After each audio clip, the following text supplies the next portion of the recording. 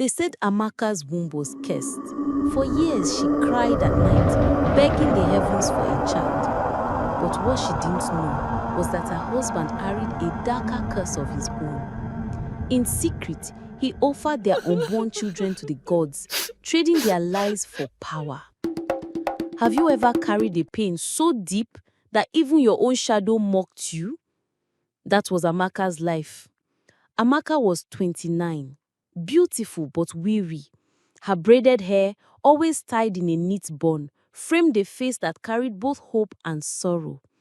Married to Chike, a respected farmer with strong shoulders and a proud smile, she thought her life would be complete after their wedding.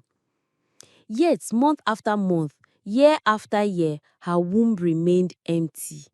And in their small Nigerian village, where children were seen as a woman's crown, Amaka felt stripped, exposed and judged. Her neighbors whispered behind her back. Some laughed, others pitied her. But the one voice that cut deepest was her mother-in-law's. A tree without fruit is firewood. Amaka pretended not to hear. But at night, when silence wrapped the compound, she would cry into her pillow, wondering why God had forgotten her. Every morning, Amaka watched the village children run barefoot across the red earth, their laughter rising like music. She imagined what her child's voice might sound like, soft, innocent, calling her Mama. But that voice never came. Instead came whispers, from neighbors, from mothers who pitied her, from friends who became strangers. 10 years and not even a miscarriage? Surely her womb is cursed. The words cut deeper than knives. At night, Amaka lay awake beside her husband, his back always turned. She wondered if she had failed not only him, but God himself. Then, one market day, an old woman with wrinkled skin and sharp eyes stopped Amaka. Her voice was low, almost a hiss. Childless, go to the sacred stream. The water mothers those who are forgotten. If your tears are true, it will answer you. Amaka's heart pounded. Was this madness, or was it her last hope? That night she could not sleep. She stared at the moon, pale and unblinking, as if it too mocked her barren womb. Finally, she rose, wrapped her wrapper tightly, and began the lonely walk to the stream. But Amaka had no idea that the solution she was about to embrace carried a price far greater than her pain. They said the stream was older than memory itself, a place where mothers once whispered their deepest secrets to the water. That night, under the pale glow of the moon, Amaka walked barefoot along the narrow path. The crickets sang, the wind carried a strange chill, but inside her chest, her heart pounded louder than the night. Her wrapper clung to her body with sweat, though the air was cold. She carried no lamp, only her trembling faith. With each step, she remembered the mocking voices of women in the market. Our tree without fruit is only firewood, they had laughed. Each insult had driven her here, to this very moment. When she reached the stream, the water was still, too still, as though it had been waiting for her. Amaka fell to her knees, her voice breaking into sobs. She poured out her grief, her barren years, her endless longing. Tears rolled from her face and dropped into the water, and the stream swallowed them like a thirsty beast. Then it happened. The water rippled, though no wind stirred. A faint glow spread across its surface, shimmering like liquid silver. Amaka froze, her body shaking. A low hum rose, soft at first, then stronger, like 100 unseen voices chanting beneath the water. And then she heard it. A voice, deep yet tender, called her name. Amaka. Her heart nearly stopped. She clutched her chest. The stream was speaking. The voice whispered, "You long for a child. I can give you one. But remember, every gift carries a debt." Amaka's tears mixed with the stream. Her lips trembled, but she nodded, whispering, "Yes, yes, even if it costs me my life." The stream rippled violently, pulling her reflection apart, then silence. And a whisper drifted through the night. "Your womb is open." Amaka gasped, clutching her stomach, her body shaking as though something unseen had just entered her. She looked into the water, and for a brief moment, she saw the faint outline of a child smiling back at her before vanishing into the ripples. The night swallowed her scream. For the first time in 10 years, Amaka woke with a smile. The sun's rays touched her face, and instead of dread, she felt a strange warmth blooming in her belly. It was small at first, just a flutter, but she knew. Oh, she knew. Her barren days were over. Days turned into weeks, and her body began to change. The women in the market who once mocked her now gawked in silence as they saw her swelling stomach. Whispers turned into envy. Some marveled, others muttered curses, but Amaka no longer cared. She walked with her head high, her hand always resting on her belly, her secret treasure. At night, she would dream of a child's laughter. She would see tiny feet running across their compound. The dreams felt real, too real, as if the stream itself was showing her a future waiting to unfold. But her husband, Chike, his joy was strange. At first, he danced around her, shouting to the heavens that his shame had ended. Yet, Amaka noticed something in his eyes, something cold, calculating. At night, she would catch him watching her stomach, not with tenderness, but with a hunger that made her shiver. Still, Amaka chose to ignore it. Hope was stronger than fear. When she placed her hand on her stomach, she could feel life kicking strong and steady. It was as if the child was assuring her, "Mama, I am here." Her joy was so overwhelming that she didn't notice the shadows moving closer around her. She didn't see the way her husband disappeared late into the night, whispering to strangers in dark corners. All she knew was that her belly carried her miracle, and she would do anything to protect it. But Amaka did not yet know that the very man she loved was preparing a betrayal so dark it would shatter everything she held dear. The night was thick with silence, broken only by the steady chirping of crickets. Amaka lay on her raffia mat, one hand over her belly, humming softly to the life within her. But her husband, Chike, was nowhere to be found. Again. At first she told herself he was working late, or perhaps sitting with the elders, but the truth crashed at her heart like thorns. For weeks, his footsteps had grown heavier, his eyes darker, his smile forced. He no longer touched her belly with joy. He no longer called her Ne. Instead, he looked at her as if she was a vessel, nothing more. One night, curiosity overpowered fear. Amaka wrapped a shawl tightly over her shoulders and followed Chike from a distance. He moved like a thief, slipping between shadows until he disappeared into the thick forest path that led to an old shrine, one she had always been warned never to approach. Her heart pounded in her throat. The moonlight dimmed as if the heavens themselves were hiding from what was about to unfold. She crept closer, her bare feet sinking into the damp earth, until she saw him. Chike was kneeling before a figure cloaked in red, the priest of the Forbidden Grove. Flames from a calabash fire danced between them, casting monstrous shadows on the trees. "Great One," Chike's voice trembled, "I bring my unborn child as promised. Grant me wealth, power, and the strength of many men." Amaka's stomach clenched. She nearly screamed, but her voice caught in her throat. Her knees weakened. The priest leaned forward, his eyes glowing like dying embers. "A life for a life. When the blood is ripe, it shall be taken. Do not fail us, or the curse will claim you instead." Chike bowed, pressing his forehead into the dirt. Amaka's body shook uncontrollably. Her husband, the man she trusted with her soul, had bargained their unborn child for riches.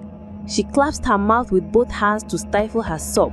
Her breath came in shallow gasps, and in that terrible moment, she realized that the enemy she feared most was sleeping in her bed. Amaka could not sleep. Every time she closed her eyes, she saw the red glow of the priest's fire and heard her husband's voice offering up their unborn child. She lay beside Chike that night, her back stiff, her eyes wide open in the darkness. His breathing was heavy, calm, like a man at peace. But to Amaka, every breath sounded like the hiss of a serpent. The warmth she once found in his presence had turned to ice. By day, she carried her belly proudly, but inside she trembled. At the market, the women now smiled at her, praising her glow, asking about the child. She forced a smile in return, but every word felt like a lie. How could she tell anyone that the man who was supposed to protect her had already signed away their child's fate? The weight of fear pressed down heavier with each passing day. When Chike's hand lingered too long on her stomach, she felt her skin crawl. Was he feeling his child, or was he checking the ripeness of his sacrifice? One evening, while pounding yam, Amaka's hands trembled so badly she almost dropped the pestle. She imagined her baby's tiny fingers wrapping around hers, the sweet giggle she heard in her dreams. "No one will take you," she whispered to her belly, tears streaming down her face. "Not even your father." But fear alone could not protect her. She needed a plan. Her thoughts ran wild. Should she run away? But where?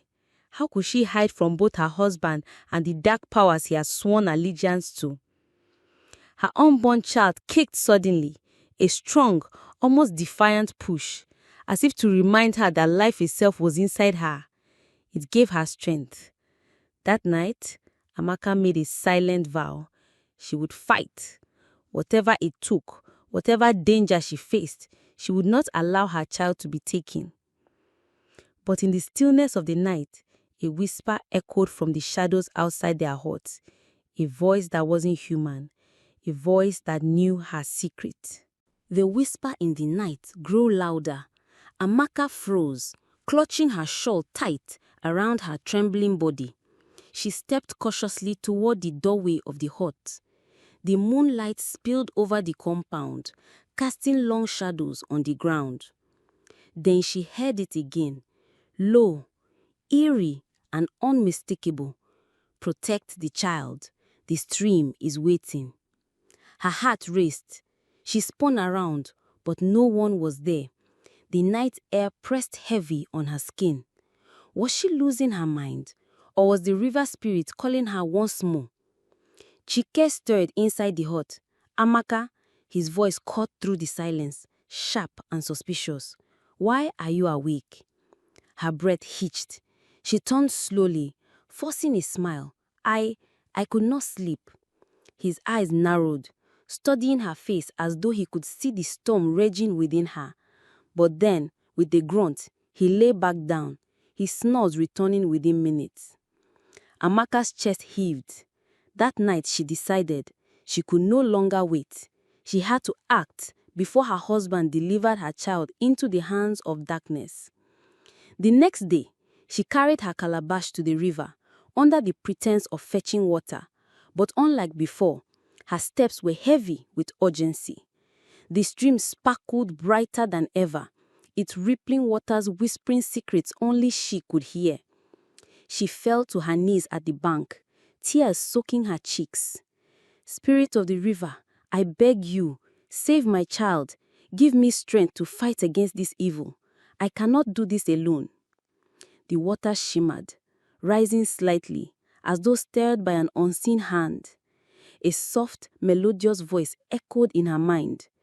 "Daughter, the battle is not of flesh alone. When the time comes, call upon me. But beware, the one you love most will turn against you." Before Amaka could respond, the trees rustled violently. She turned, and there was Chike, standing behind her, his face twisted with rage. Amaka, he spat, his voice thick with venom. So you know. Her blood ran cold. The truth was out. Amaka's knees weakened at the sight of her husband's rage. The man she had once loved now looked like a stranger, his eyes glowing faintly as though possessed by the darkness he had embraced.